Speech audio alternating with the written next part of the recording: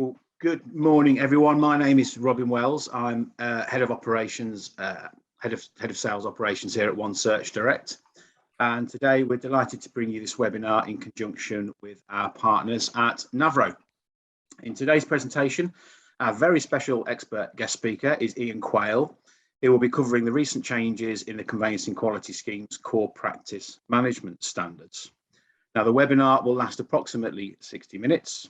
And we'll also feature a short how-to video demonstrating how you can order the LC5 lender check report via our OneSearch ordering platform. There will also be an opportunity for you to ask questions in a Q&A session after he's finished his main presentation. So without further ado, I will hand you over to the capable hands of Ian. Good morning, everyone, and thank you very much, Robin. Lovely to meet you, and thanks for coming along and sharing your valuable time with me. A massive thank you to OneSearch and Navro for organising this event and for inviting me along to do this presentation. Those of you that haven't heard me present before, I qualified as a solicitor many years ago, and for the last 18 years or so, I've gone up and down the countryside boring people to death, talking about conveyancing, negligence claims, land registration issues, you name it. I've sort of talked about it. I do a lot of research work looking at claims against conveyancers, what goes wrong, what goes right, what's good practice, what's not, and sort of spend a lot of time being quite protective of the firm and conveyancers, looking at what we ought to be doing and what we can do slightly better. So I'm delighted to come along today to do this presentation for you. And what we're doing is looking at changes to CQS and how it impacts on conveyancers. And the first point to make really is that, as you will see, what these changes to CQS and CQS guidance, I think, is doing is encouraging and indeed insisting that practitioners start looking at not just having policies, but actually putting them in place and making sure there's evidence of those policies in place. As part of the sort of scheme, as part of the operation, there is a new product provided by Navro Compliance in association with OneSearch, which is an LC5 product, which I'll touch on, but there are a lot of other issues too that we need to explore and examine. So thank you to OneSearch for organising today. Thank you for Navro for introducing this LC5 lender check report product, and hopefully thank you to everyone attending today. We are recording today's session, so you can get a copy of the recording. There are notes that accompany today's presentation. You're welcome to get the notes if you wish. We can send them out to you. And if you want copies of the slides, feel free, and I can gladly arrange for those to be sent to you too. There is a Q&A facility in Zoom, so you can use that for questions. I will also loiter, if that's all right with Robin and Mike, at the end of the presentation to see if there are any questions in the chat facility and to ensure that everyone stays awake. In the last slide of my presentation, there's a contact address, and you're more than welcome to drop me a note with any questions or queries that you may have concerning what I say today, or indeed anything else that concerns you with regard to your conveyancing practice. That's not to say I'm the new best friend and a very cheap alternative to counsel if you have problems or queries, but on a sort of general note, if you have a question or you have some issues with regard to anything I've said today, feel free to contact me. First slide, I always do this for practitioners, useful website. PLA website, we're not litigators, we're transactional property lawyers, but it's useful for looking at what is best practice and looking at changes, case law, etc. And just about every barrister and QC in the country will write papers and opinions that end up on the PLA website. Property protocols, again, another useful site, particularly for boundary issues. If you're doing residential leasehold work, leasehold advisory service, leasehold knowledge partnership, and ARMA, very useful.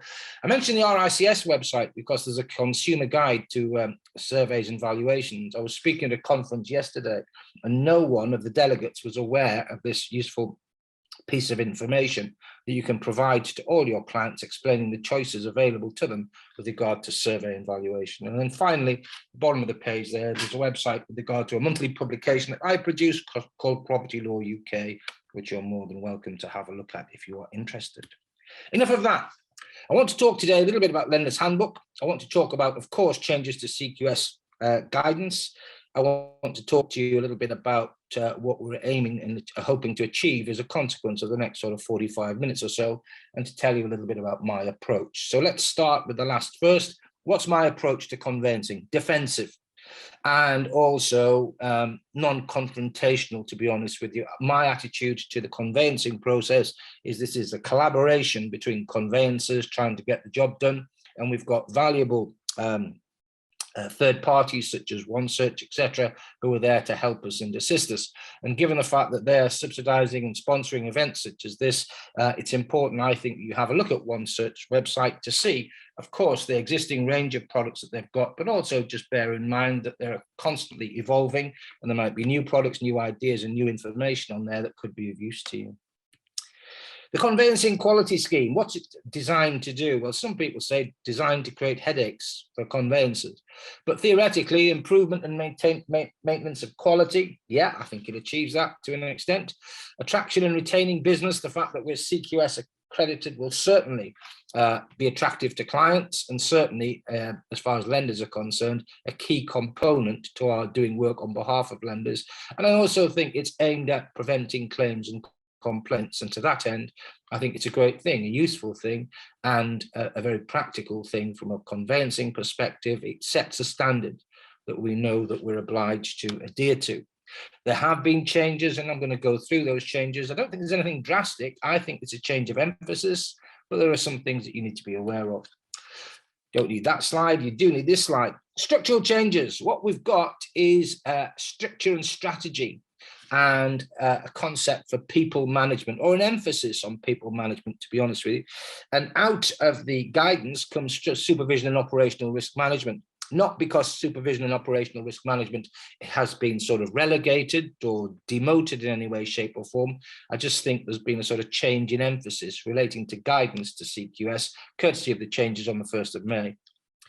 New provisions, registers of plans and policies. The idea here is that there is a one-stop shop, so we can see where registers, where plans and policies have been reviewed, where they've been renewed, etc. So if anyone looks at them or anyone wants to see what we've done with our plans and policies, there's a sort of an easy spot and an easy place to look at. Induction processes with regard to staff and onboarding clients. AML risks on every file, important. We've got to do a money laundering risk in connection with every transaction and a fraud risk on every transaction. Now, it's not really imposing any form of additional burden. It's just saying that we've got AML risk, we've got fraud risk policies, and what we're required to do is ensure that we're putting those policies into place. How can we do that? By making sure that every one of our colleagues and fee earners on every file does a risk assessment. At one stage, 4% of the English property market was tainted with fraud. And my view is that due to lockdown, due to sort of virtual offices and people not seeing clients anymore, I think the risk of fraud is increasing rather than decreasing. And therefore, it's imperative that we're constantly on our guard with regard to the risk of fraud, and the same with money laundering. So again, as far as risk assessments, I don't think there's anything new here. I think any practitioner and every practitioner would be undertaking risk assessments of both AML and fraud, but now there's a requirement for formality, a requirement for evidence on file, just to support the CQS guidance and the new changes. SDLT information, again, I don't think there's anything too striking here, just a requirement to be aware of our duties and obligations with regard to SDLT, to make sure that we are aware of the fact that clients might require specialist advice, to understand and appreciate that clients need to be disclosing to us all the circumstances concerning their situation so that we can take on board that situation in giving advice and assistance. Again, something I've been bleating on about for years, to be honest with you, dealing with leasehold matters. Practitioners get so engrossed in the sort of the detail of the transaction. Let's look at the lease. Let's look at the peculiarities of the lease. Let's look at the property. Let's assist our client, and then forget the bigger picture. And certainly the new guidance requires us to consider the bigger picture, namely the radical difference between freehold and leasehold ownership, and the fact that a leaseholder is at a disadvantage compared to a freeholder. So there's a requirement to look at the bigger picture, and there's also a requirement to micro-manage the client and the file with regard to looking at the peculiarities of this lease and this particular transaction. So I've got some tips and some ideas in connection with leasehold matters that I'll share with you before we finish. And dealing with lenders, some changes, the most significant of which is the fact that it is necessary to review our instructions to check Lender's Handbook, and that's where the new product from Navro is of a great benefit to ensure that we comply with that new component of the guidance. There is some confusion about what has been said relating to the guidance following on from the 1st of May. Firstly, no reference to cost estimates, no reference to fee earner status, no reference to compliance with SRA codes of practice and CPMS. I think the point here is that it's just taken as read that we're going to be providing estimates because we've got to, due to the requirements for transparency relating to fees. As far as fee earner status is concerned, again, I think the same thing. It's just taken as read that we're going to do that. And again, I would maintain it's good practice. So just because the guidance isn't emphasizing any of these issues does not mean that those issues are not significant, just as significant as they always have been. Definitions. I think it's interesting. Really, we talk about personnel, including consultants. Key point here is that we might have staff that are not employees or workers, but are working on files and nonetheless are caught within the CQS framework. As far as plans are concerned, there's a need for mapping, and I think the point here is that we can use a diagrammatic format in connection with the plans and our policies. Policies should be a documented general approach, and the big issue is procedures which contain descriptions and evidence that they're acted upon. So it's not enough simply to have a CQS file that's sitting in the head of department's office or available for members of staff to have a look at as and when it is appropriate or when training is being undertaken. I think the big message, the big thing that we can take from the reform of CQS is the fact that we must be putting the policies into practice and showing that this is the case. And again, that's the thing, the main thing that I want you to take away from today, this idea that it isn't enough to have the best policies, the best procedures, etc., the beautiful manuals that members of staff are aware of, staff familiarity with those manuals. Again, all of that I think is not enough. Show me that you are working with, on a daily basis, the CQS guidance that has been provided. That's the key. As far as people management is concerned, requirement for training, communication procedures with banks, use of electronic format for documentation, that doesn't particularly excite me, and I don't think there's anything particularly new there. As far as learning and development policies are concerned, again, the idea is that there are learning and development plans for the team, for individuals, etc., and a need for supervisory and management training on the basis that there will be members of staff within your organisation, colleagues within your organisation that will have supervisory and management roles, team leaders, heads of department, etc., section leaders, probably support lawyers perhaps that have a supervisory capacity, as well as, of course, as the compliance team or compliance officers. Learning and development plans, the idea here is that they're in a sort of state of flux and in a state of change as sort of members of staff become more qualified, become more experienced. So there should be opportunities for learning and development that's sort of personal to the individual. And again, all well and good having plans, but evidence of these plans being put into practice. And this is an area that I'm really interested in. Of course, there are lots of training resources out there that you can utilize, but the key is that we are utilizing them. We're not just creating a plan, we're not just creating a system, but there is evidence that our members of staff are engaging with these plans, undertaking learning, and then reflecting on that learning. So it's not just a question of attending a webinar or reading an article or a book, but it is showing that something has been learned as a consequence. And I think the interesting thing about this, and the great thing that I always propose to firms, is the idea that we can have within our department members of staff that research a particular area or a particular field and then share it with colleagues. But the important point here, I think, with learning and development is flow. So it's not just a case of a static program with regard to learning for the year. Let's look at what we can do. Let's look at how our members of staff are on a journey with regard to their learning, and let's ensure that we're supporting that journey for them. CQS training in particular is required. There are lots of brilliant CQS trainers out there.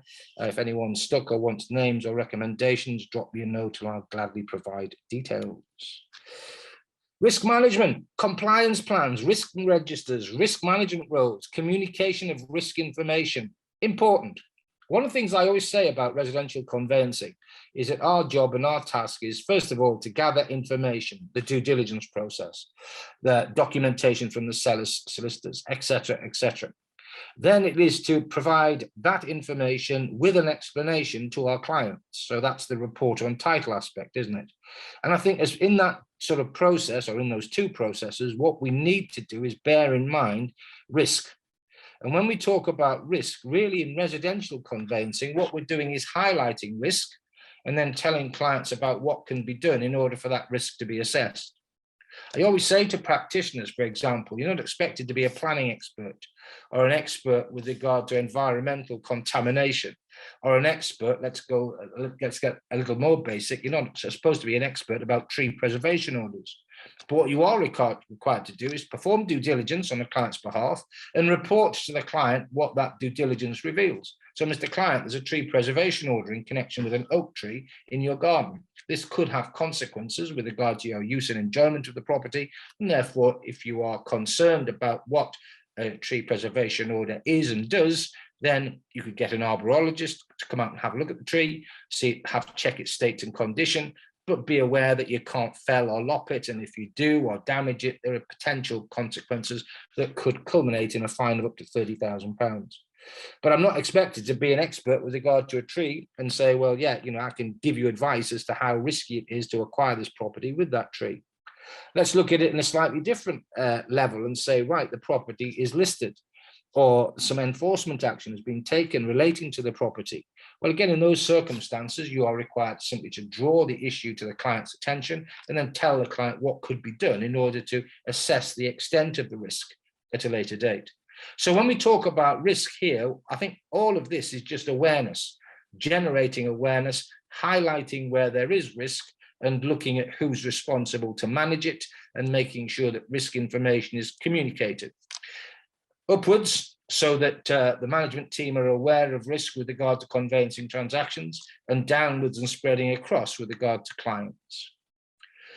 With regard to risk and conveyancing, then let's just have a look at this. The need to manage instructions to make sure that we're getting the proper information from clients when we're onboarding the clients, making sure that we're handling work that we're capable of handling, making sure that we're not taking too much work on, making sure that we're allocating work to appropriate fee earners who are able to undertake that work. Listing and allocating work types, fine. Interesting, identifying transactions that won't be taken on. So I was talking to a firm yesterday and they were saying that there were certain types of transaction they just wouldn't do because of their potential exposure to risk.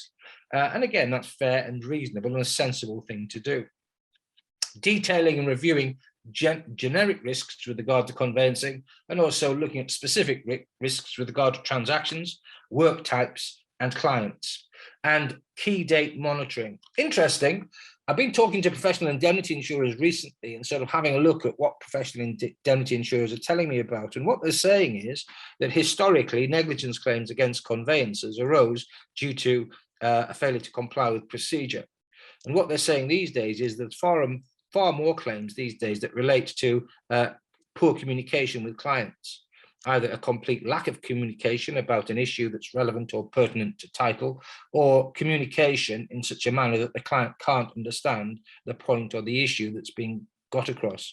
So in addition, I think, to risk management, I think it's also important that where we are identifying risk or where we are monitoring key dates and looking at procedure, we're also aware of the risk associated with not effectively communicating with clients. Conflict of interest awareness and management, again, important, but not something new there. Supervision, not necessarily new at all, but the idea of ensuring that unqualified staff, inexperienced staff have supervision to protect the firm and to protect the client, and of course to protect the individual as well. Cover for fee earners, policies and procedures that deal with sickness, deal with holidays, etc., and provide appropriate cover in circumstances where there is absenteeism or holidays, etc. Again, on that point, remember what I said earlier about the fact that we might have consultants or third parties that come in, locums that come in to assist us with regard to conveyancing at times of intense pressure or where there are holiday periods or periods of absence or ill health. Well, again, it's imperative that whoever does come in is aware of our CQS procedures and aware of the CQS guidance that we're obliged to follow. Money laundering. Again, requirement for risk assessment, of course, the requirement for an appointment of an appropriate officer and a team where appropriate, and procedures relating to money laundering. The interesting point here is, I think, that all that is expected is what would a reasonable conveyancer do in connection with the situation. And you should be telling fee earners of the fact that if they are the slightest suspicious of anything with regard to information that's produced or information that's lacking, then an MLRO or someone in the department of an MLRO should be in a position to provide assistance. So again, it's procedures, and again, it's evidence that those procedures are working. It's no good having a money laundering policy and a sort of risk assessment system without evidence of that being undertaken in connection with each and every file. Mortgage fraud, property and mortgage fraud. Again, how we onboard clients. And again, we can use electronic client verification. We might have third-party verification, all sorts of things. But the point I want to emphasize is that with property fraud and mortgage fraud, it isn't just a thing, an issue that we look at the start of the transaction. We sort of vet our clients and then think, right, we've done that, we can live happily ever after, and we just concentrate on the file itself. Property and mortgage fraud requires constant attention during the life of the file, comparing signatures on documents, checking the behavior of a client, making sure that the conduct of the client is reasonable and acceptable. So someone was saying the other week that they got instructions from a client who told them they had 4 mobile telephones. And whenever the client was telephoned on one of those numbers, the client never answered the phone, but always rang back. And in my view, that's suspicious. You know, how many people do you know that have 4 phones? All right, a work phone and a personal phone, perhaps, but that would be about it. If you are ringing someone, then there'd be an expectation that at some point you'd successfully get through. The fact you're never getting through to the client would again perhaps be suspicious. The important point with regard to property and mortgage fraud is that there are file risk assessments. So that an individual fee earner is looking at the transaction, looking at the client and assessing risk. It might be that there is a supervisor within the department then reviews, or it might be there's an individual, a supervisor within the department that deals with all file risk assessments, but there must be an assessment. And where there is high risk, then there's a requirement for file management. And again, I would maintain that would perhaps involve some form of supervisory role, a secondary party within the firm having a look at the file, as well as a transactional property lawyer through the life of the file. Seller identity fraud remains an issue. I don't know if you've seen the newspapers, but there's been case after case where people have been able to impersonate the lawful title owner and then manage to persuade solicitors and conveyancers that they are the lawful paper title owner and then swindle the buyer out of vast amounts of money. Cases where one fraudster managed to persuade her mother to impersonate an owner of a property, changing mother's name by deed poll for the purposes of that fraud. Other situations where people quite innocently have done nothing wrong, not sort of owned buy-to-let properties or anything like that, but just been genuine owners of property that have been subject to fraud. Seller identity fraud is always an issue. You can take out indemnity policies to cover your client against the risk of fraud where you're acting for a buyer. You can't really ask a seller's conveyancer to verify client ID because the seller's conveyancer should not do so. And you should always, when you're acting for a seller, remember, of course, the point, check that the client's contact details that are given to you are the same as the addresses for service that the client has given to the land registry. Talking to the land registry last week, and one of the things that the land registry is changing emphasis on is the idea that you can have 3 addresses for service. So why not have 2 email addresses and a correspondence address, enabling the land registry to contact your client in the event of fraud or suspected fraud in connection with their titles. Property and mortgage fraud training, again, important. And again, this is a sort of a learning curve. We don't know what fraudsters are currently coming up with. Talk of cyber fraud, talk of seller identity fraud. But all I would say to you is during lockdown, during COVID, we had people working from home. We had, and still do have, people seeing clients far more infrequently. far less infrequently, or far less frequently, perhaps is the right terminology. And in addition to that, we've got lawyers and conveyancers that have been exceedingly overworked, busy, and in some respects frantic with regard to the amount of work that they have to do. And all of those things, in my view, create the perfect storm for property fraud. And the problem with property fraud is you don't see it until there's a downturn, property prices start falling, and lenders start repossessing. And at that stage, we might just find out what property fraudsters have been up to in the last 2 or 3 years. But bet your life they've been up to something. So again, it's not just a question of policies and files on desks that we can look at to say, yes, we are complying with CQS guidance. It's let's look at the file itself and make sure that throughout the life of the file, fee earners are aware, managers and supervisors are aware that it isn't just sort of one incident that would lead you to have alarm bells ringing, but it could be a sort of cumulative effect of a lot of small things that would indicate there is something not quite right with the file. And perhaps the thing that's not quite right is that our seller client is a fraudster or our buyer client is perpetrating mortgage fraud. SDLT, again, important. And I've been talking to practitioners about this over the last couple of weeks. There is a requirement to advise clients as to the fairly draconian regime available to HMRC in the event of the incorrect amount of SDLT being paid. And therefore, it's imperative that clients understand 2 things. One, that the client should be sharing with you as much information as is possible to enable you to make an informed decision about the availability of reliefs and surcharges with regard to the proposed transaction. It's important that you are wary of and familiar with the idea of linked transactions and how that can impact on SDLT. It's important to understand and appreciate the limitations of your fee earners and indeed your firm with regard to advice concerning SDLT. There are specialist companies, there are specialist solicitors and indeed barristers that can give advice on SDLT in complex situations. So an understanding of the client's position and ensuring that clients are aware of the measures that the HMRC can take with regard to SDLT, penalties, surcharges, fines, interest being charged. The fact that if there is fraud, HMRC can look back indefinitely at transactions to determine if fraud has been perpetrated and loss sustained. An understanding that if a client comes to you with a scheme that potentially will avoid or reduce SDLT, that the only real way that you could act for that client would be if HMRC have approved the scheme that is being put to you. The need for supervision of files relating to SDLT, and a point that isn't made in the CQS guidance that I think is important, to show on the file how you've assessed or determined what the SDLT liability will be. The reason why I say that's important is if HMRC inspect your file on the basis that there's been an underpayment of SDLT, if there's nothing on the file to show how a mistake or error has been made, then HMRC may assume that what has occurred is fraudulent.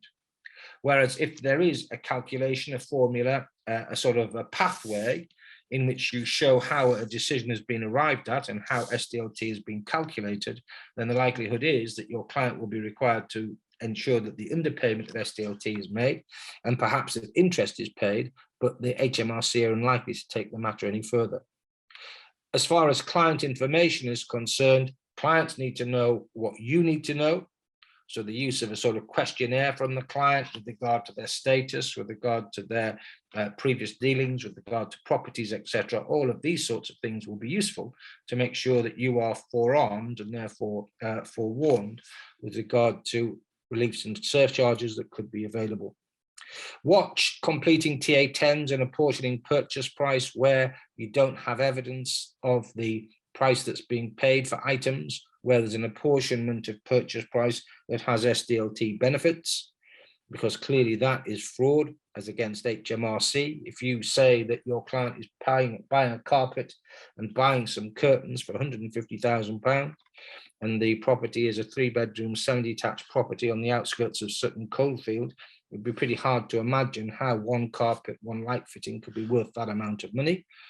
In those circumstances, you would always ask the client for an independent valuation of the assets that are being transferred, so that you have evidence on your file to confirm that the apportionment of the purchase price was reasonable given the value of the goods that were being purchased. So SDLT is a problem. Leaseholds are also a problem. And here's a good tip from me for once. The Leasehold Advisory Service has some guidance on buying leasehold flats, 10 things you should check. And ARMA, the Association of Residential Managing Agents, has some guidance called Living in Leasehold. Both of these things are useful in that they explain to the client the big picture with regard to leasehold ownership, the difference between freehold and leasehold. The guidance from the Leasehold Advisory Service is good. The guidance from ARMA is good too. On the subject of ARMA, they also have a leaflet about estate rent charges, if anyone's interested. I know estate rent charges are causing lots of problems for practitioners at the moment. Again, don't have time to deal with it today, but ARMA has a leaflet relating to it. And if anyone wants any information about estate rent charges, let me know and I can gladly help you and give you some guidance. But leaseholds, the big picture. What is leasehold ownership? What are the peculiarities of the landlord-leaseholder relationship? What about leaseholder rights, the right to challenge service charge, the obligation on a landlord to ensure service charge is reasonable, to provide when a service charge account or demand is sent to a leaseholder that the leaseholder's statutory rights are included, a document provided to the leaseholder advising them of what they can do to challenge service charge if they deem it unreasonable, advising clients about how to collectively enfranchise, about how to appoint a right to manage, about how to extend the lease, how to challenge administration charges. All of these things are contained on the Leasehold Advisory Service website, on the ARMA website, and there's also a website called the Leasehold Knowledge Partnership, which will contain detail. The reason I mention this is that if you're going to bombard me as a client with lots of additional information about the big picture concerning leasehold ownership, then the report on title that you're going to be sending to me could be 20 or 30 pages longer than usual.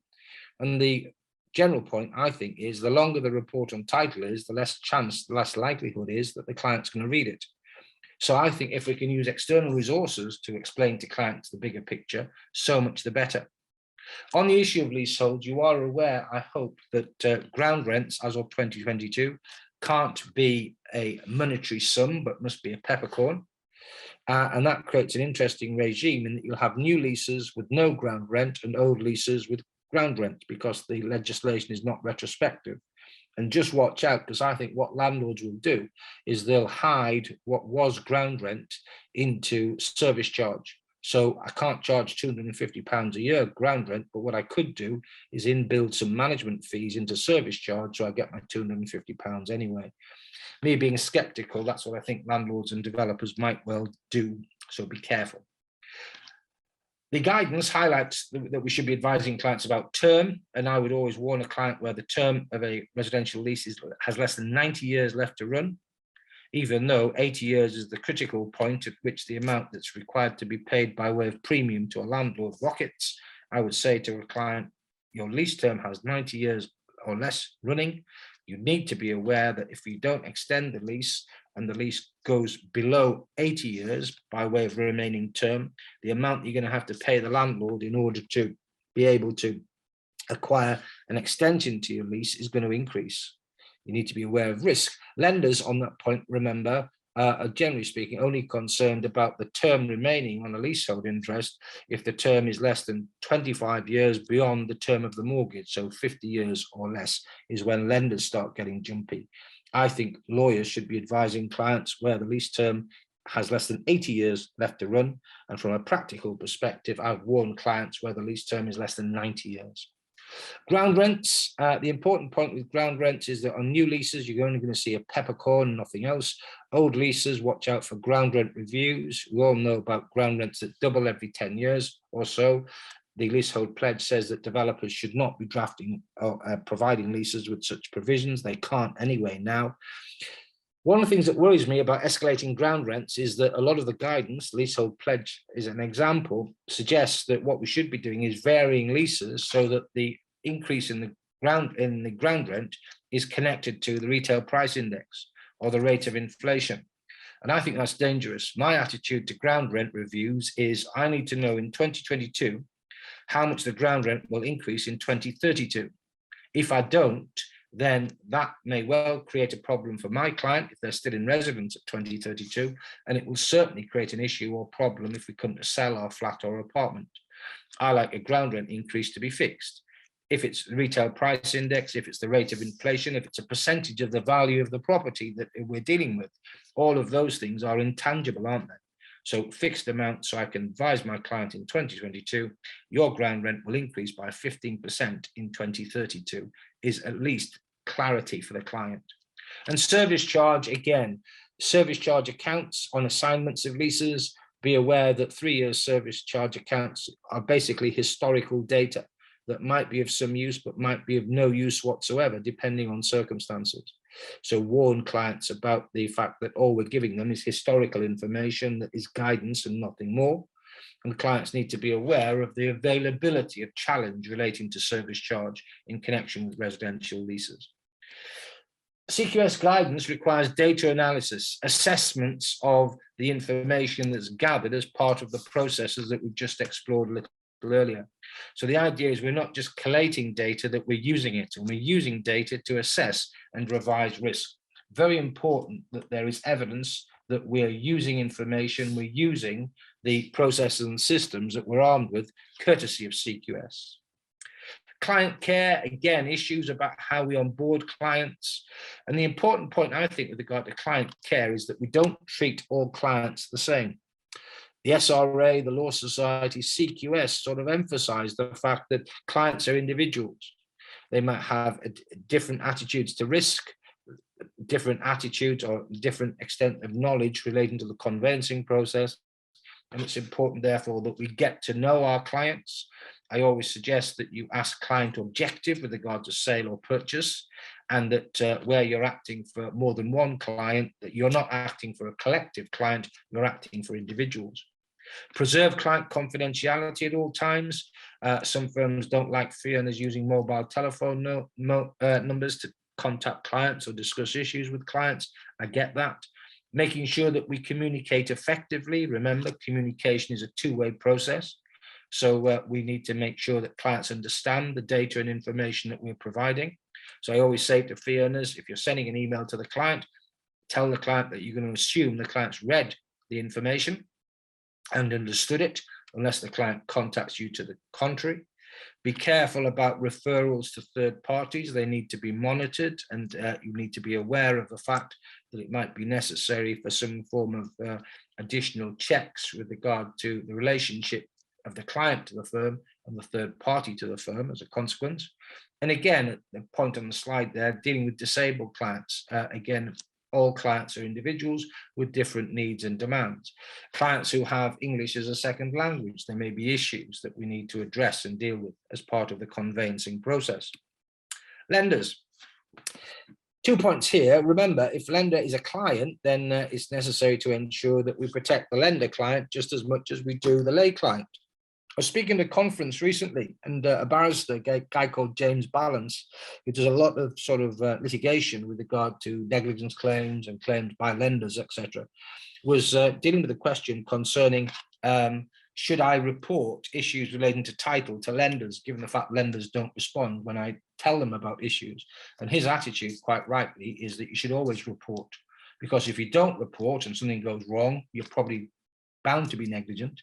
If you have reported, but the lenders basically said, well, it's your call rather than ours, there might be a defense to a negligence claim. There might be an escape route with regard to liability.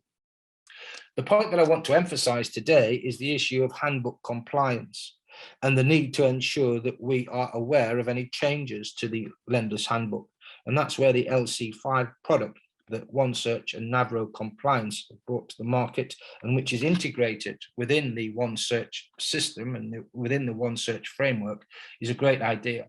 It means that you can, having obtained instructions before exchange of contracts, refresh and determine whether the handbook has changed, when it changed, and that then enables you to do two things. One, comply with CQS. Two, of course, from a practical perspective, check to see if the change in instructions from the lender has altered the requirement of the work that's necessary for you to do on the lender client's behalf before contracts are exchanged. Complaint handling, requirements for definitions of what a complaint is, making sure clients are aware of our systems and processes, making sure that we have personnel within the organization that deal with complaints, and an ability to have a procedure so that complaints of themselves do not lead, or the complaints process doesn't lead to further complaints. On the issue of complaint handling, I always recommend to firms to look at the Legal Ombudsman's website, because it contains a lot of information about the sorts of things that clients are complaining about. You know the story, but also what to do where complaints are made. The idea is that we are sort of positive with regard to the complaint rather than defensive, and that we deal with the complaint in a positive manner. Lots of information on the Legal Ombudsman site that's well worth a look at. Client monitoring, the idea here is that we test client satisfaction, we select instructions and check for conflicts of interest. Again, just highlighting common sense points, to be honest with you. File and case management, making sure that we are careful with regard to undertakings and that our firm and fee earners are aware of undertaking policies.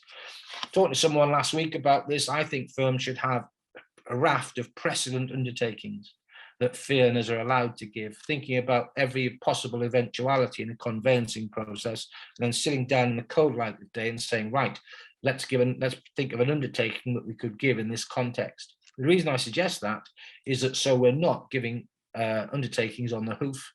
So if a problem arises, I've got a precedent and I can look at and say, right, we can use that undertaking.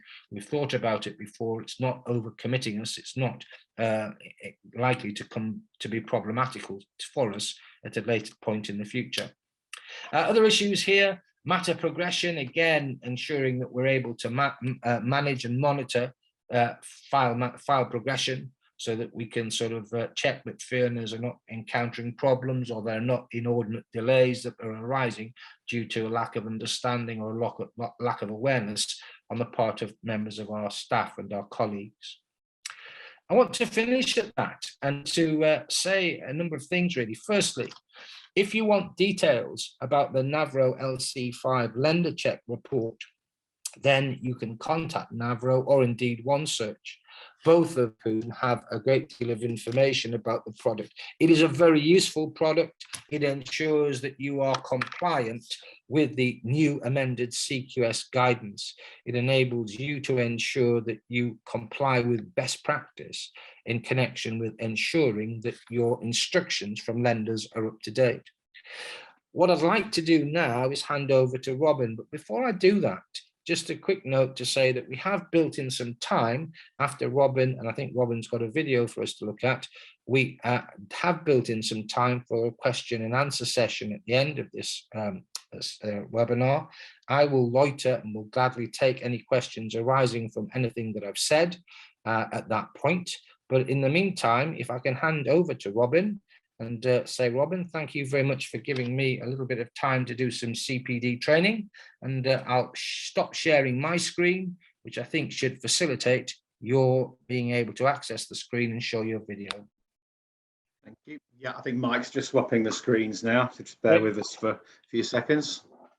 Good.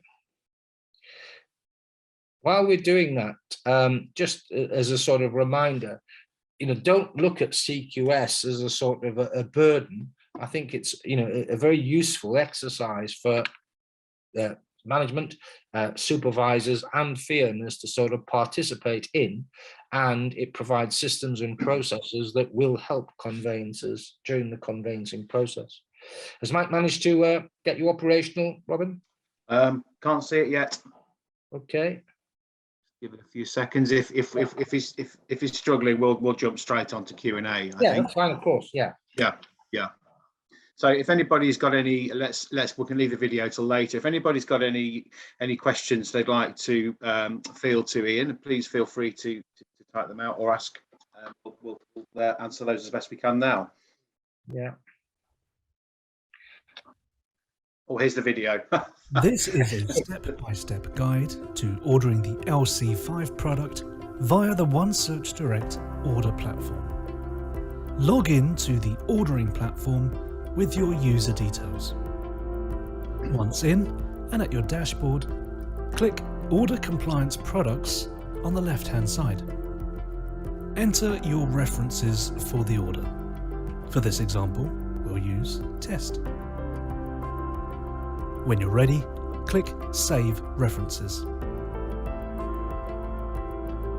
Scroll down until you reach the LC5 lender check product in the list and click Add to Order.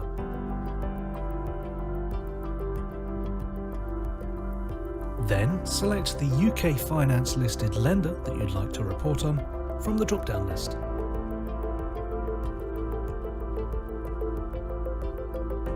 Choose the reporting date in the next field.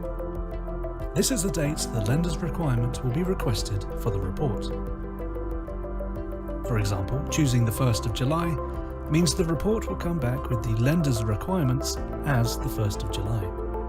We recommend conveyancers run a lender check on the day of instruction and, at a minimum, just before exchange to make sure that there have been no changes. Of course, you can refresh this report up to 5 times.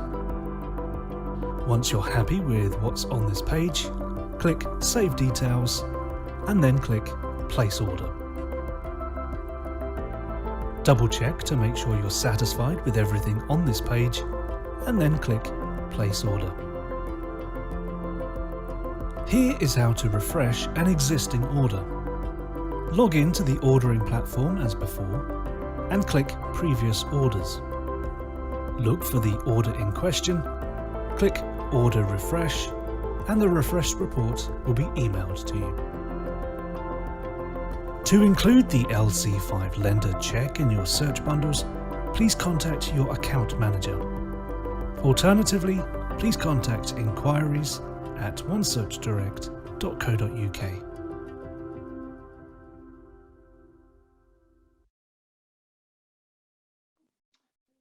Okay, thanks, Mike. Thanks for that. Are there any questions? Have there any questions been fielded in?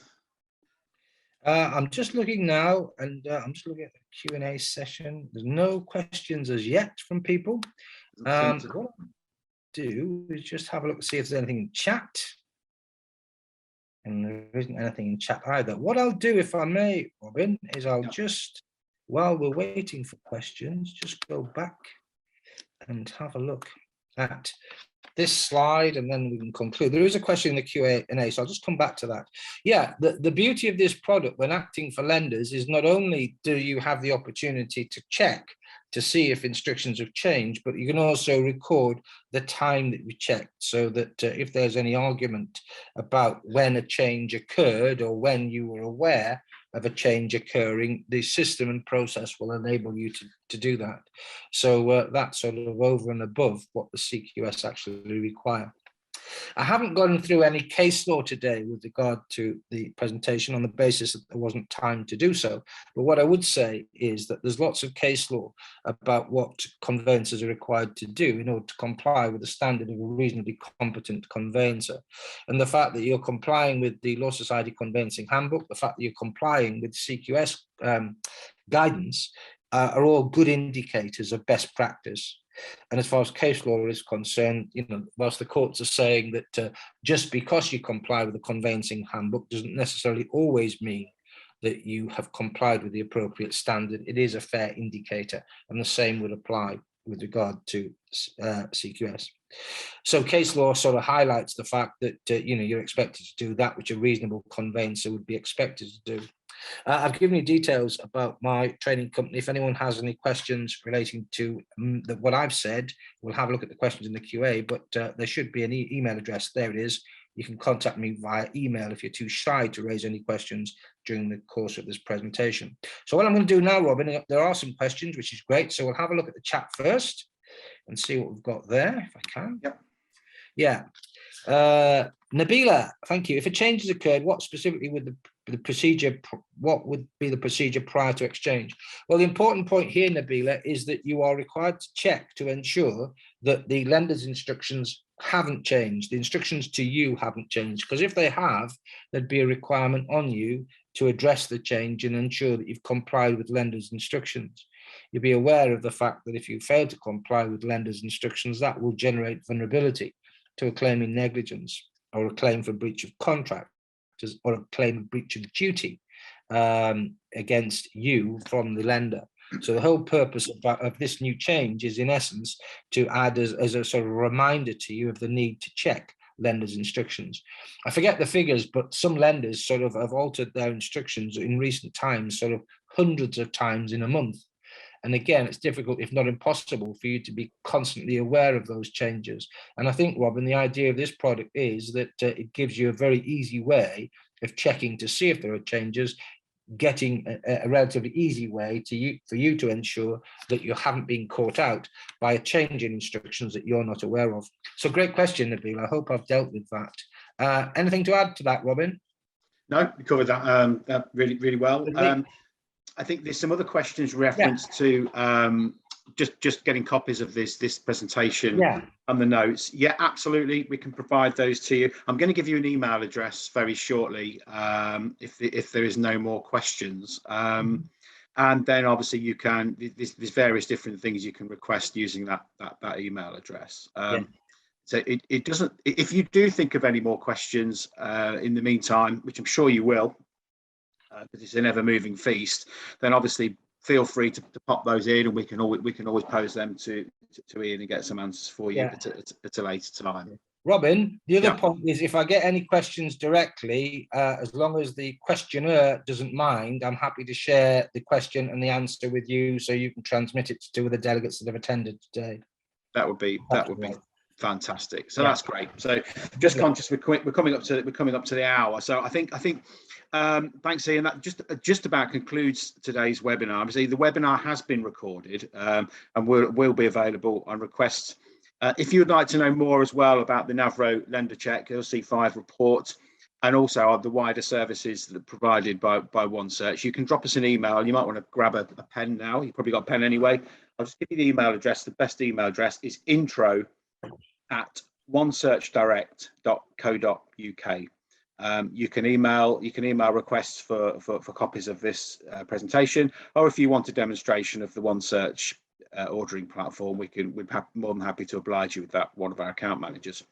I think lastly, I would just like to thank you all for attending, and a big special thank you to you, Ian, for an absolutely excellent presentation. Really inclusive, really informative. I'm sure everyone will agree. So I think we'll wrap it up there.